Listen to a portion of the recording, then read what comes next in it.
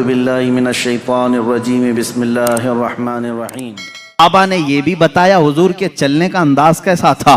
حضور اکرم صلی اللہ تعالیٰ علیہ وسلم لمبی قامت کے تھے، بہت زیادہ لمبے بھی نہیں، بہت زیادہ پست بھی نہیں، لیکن درمیان میں سارے مجمع میں آپ نظر آتے، لیکن جب چلتے تھے تو ایسا لگتا جیسے اونچائی سے نیچے کوئی اتر رہا ہو، یعنی تھوڑا جھک کر کے، کہ سر اٹھا کر کے، گھمنڈ اور غرور سے نہیں بلکہ اپنا سر مبارک جھکا کر کے، اور آنکھیں نیچے ہی ہوتی تھی۔ اسی لیے امام اہل سنت فاضل بریلوی رحمۃ اللہ تعالیٰ علیہ نے فرمایا ہے، نیچی نظروں کی شرم و حیا پر درود، اونچی بینی کی رفعت پہ لاکھوں سلام۔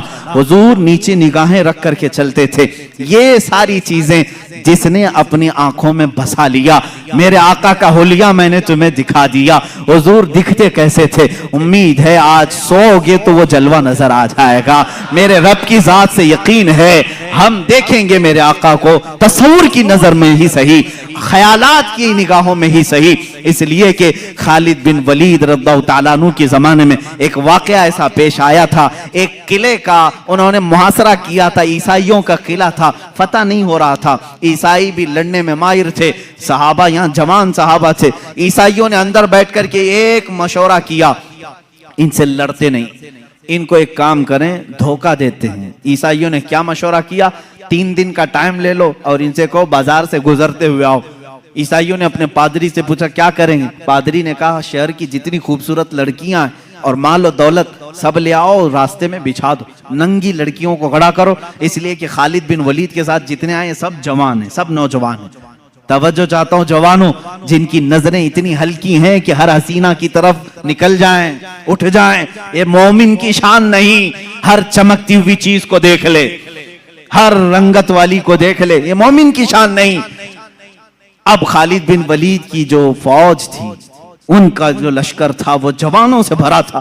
عیسائیوں نے غلیظ منصوبہ بنایا، ناپاک منصوبہ، آج بھی یہی بنا رہے ہیں ہمارے ساتھ، آج بھی بنا رہے ہیں ہمارے جوانوں کو اپنے دامے فریب میں کھینچنے کے لیے۔ خالد بن ولید کو عیسائی نے بلایا، کہا ہم تم سے لڑنا نہیں چاہتے، ہماری ایک شرط ہے، 3 دن کے بعد اپنے ساتھیوں کو لے کر کے فلاں بازار سے تم اس قلعے تک آ جاؤ، صحیح سلامت پہنچ گئے تو ہم قلعے کی چابیاں یوں ہی تمہیں دے دیں گے، لڑیں گے نہیں۔ خالد بن ولید منظور کر لیتے ہیں، گئے۔ 3 دن تک آپ سوچتے رہے اتنی جلدی ہار کیوں مان لیا ہے؟ ہار کیسے مان گئے؟ کچھ تو دال میں کھالا ہے۔ اس کے بعد 3 دن گزر گئے، اپنی فوج کو لے کر وہ جیسی بازار میں آئے، حسیناؤں پر نظر پڑ گئی، آدھے لباس میں، کچھ ننگے لباس، نیچے مال و دولت بچھایا ہوا ہے۔ یہی 2 چیزیں تو جوان کو خریدتی ہیں، ایک شباب ہے، ایک دولت ہے، حسن و شباب، اس کا دل دادا ہے یا دولت کا دل دادا ہے؟ جوان انہی 2 چیزوں کے پیچھے اپنا سارا تقوی ختم کرتا ہے، ایمان بیچ ڈالتا ہے۔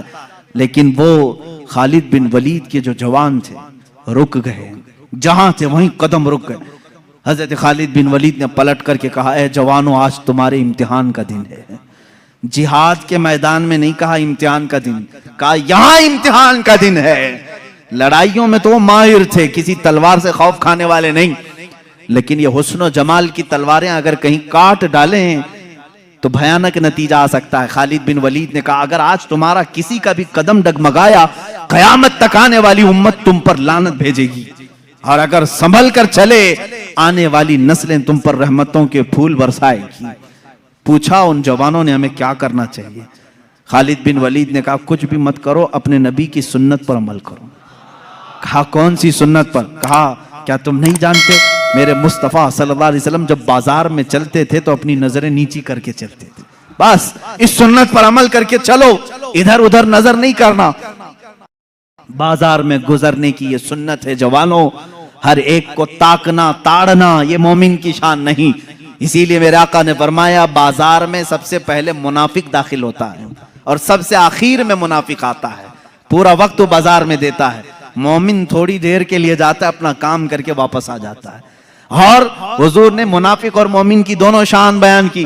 منافق بازار میں سب سے پہلے جاتا ہے اور سب سے لاسٹ میں نکلتا ہے، اور اس کے اپوزٹ میں فرمایا مومن کہاں جاتا ہے؟ کہا مسجد میں مومن سب سے پہلے جاتا ہے اور سب سے لاسٹ میں نکلتا ہے۔ منافق یہاں لیٹ سے آتا ہے، جلدی بھاگتا ہے۔ بہرحال صحابہ کو حضرت خالد بن ولید نے کہا، اب صحابہ کے گزرنے کا انداز جو لکھا ہے تاریخ میں، اللہ اکبر، ایسا گزر رہے تھے کہ اگر ان کے سروں پر اگر انڈا بھی رکھ دیا جاتا تو نہیں گرتا. ایسے بالکل فوجیانہ چال وہ چلتے ہوئے ادھر آئے. وہ تو عیسائی فاتحانہ شان اور جشن منانے کی تیاریاں کر رہے تھے کہ سارے بہک گئے ہوں گے, سب غرق ہو چکے ہوں گے, ابھی ہم ان پر حملہ آور ہوں گے. لیکن تھوڑی دیر میں یہ پوری فوج کو صحیح سلامت دیکھا. وعدے کے مطابق اس عیسائی پادری نے چابیاں تو دے دی. خالد بن ولید سے پوچھا, اے خالد یہ کون سی فوج جمع کیا تم نے؟ یہ کون سے جوان ہیں؟ ان کے اندر نفس ہے یا نہیں, خواہش ہے یا نہیں؟ حضرت خالد بن ولید نے مسکرا کر ایک تاریخی جواب دیا تھا. کہا اے نادان, تو نے ان آنکھوں کو خریدنے کی کوشش کی جن آنکھوں میں جمال مصطفیٰ بسا ہوا ہے. پہلے سے حسن مصطفیٰ جن کی آنکھوں میں ہو, دنیا کا حسن انہیں دھوکہ نہیں دیتا. اے جوانوں, آج میں نے میرے آقا کا حسن اسی لیے بیان کیا. آنکھ بند ہو تو میرے نبی کی صورت تصور میں لے آؤ, صبح ہو تو میرے آقا کا تصور لے آؤ, بلکہ اپنی نمازوں میں بھی رسول پاک کا تصور لے آؤ, اور پھر سلام بھیجو میرے آقا کو. جب سلام کے لیے کھڑے رہو, ایسے نہیں کہ بدن کھجلاتے ہوئے, بلکہ ایسے کہ اسی حسین چہرے کے سامنے میں کھڑا ہوں, وہ امامہ مبارکہ میں میرے سامنے ہیں, وہ اپنا عصا لے کر میرے سامنے کھڑے ہیں, ان کا سفید جبہ ان کے جسم ناز پر ہے, ان کے رخساروں سے چھنتی ہوئی روشنی آ رہی ہے, ان کے دندان مبارکہ سے تاروں کی جھرمٹ کی روشنی آ رہی ہے. اس تصور کے ساتھ جب سلام پڑھو گے, کبھی سلام بھاری بھی نہیں لگے گا, بلکہ ڈوبتے چلے جاؤ گے, ڈوبتے چلے جاؤ گے. اب آخری میرے جملے ہیں, اگر حسن مصطفیٰ کو کسی نے بیان کیا ہے حقیقت میں تو کون ہے؟ جنید بغدادی رضی اللہ تعالیٰ عنہ, سید الطائفہ. ان کے زمانے میں ایک آرٹسٹ آیا تھا, ایک مصور, وہ تصویریں نکالتا تھا. اس کا کمال یہ تھا کہ تم جا کر کے اس کو اپنی محبوبہ کی صورت بتاتے, سیم ٹو سیم ویسا ہی نقشہ نکال کر دے دیتا. یعنی جو سکیچ نکالنے کے ماہر ہوتے ہیں, ایسا مصور تھا. لوگوں کی بھیڑ اس کے پاس لگی تھی, اپنی اپنی. یہ کیمرے کا زمانہ نہیں تھا کہ محبوبہ کی فوٹو لے لیں اور موبائل میں رکھ کر دیکھتے رہیں.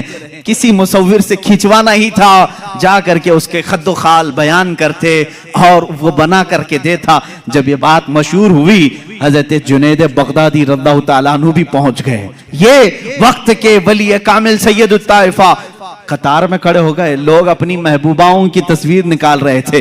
جب نمبر آیا آپ کا, آپ اندر آئے, مصور دیکھ کر گھبرا گیا. کہا جنید تمہارا میرے مکان پر کیا کام ہے؟ کہا میں نے سنا ہے تو محبوباؤں کی تصویریں ہو بہو کھینچتا ہے, میرا بھی ایک محبوب ہے, کیا تو اس کی تصویر بنا کے دے گا؟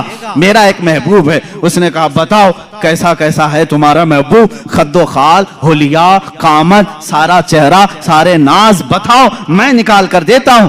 اب جب جنید بغدادی بیان کرنے لگے, اب اللہ کے نبی کا ماتھا ایسا تھا کہ چوڑی پیشانی, بھویں گھنی, ابرویں ایسی تھی, لبھائے ناز گلاب کی پنکھڑیوں کی طرح, رخسار ناز انار کی سرخی لیے ہوئے, کان مبارک زلفوں سے چمکتے ہوئے تاروں کی طرح, گردن مبارک سراہی کی طرح, دست مبارک ریشم سے زیادہ نرم, اور آپ کا شبکہ میں ناز سینے ناز کے برابر.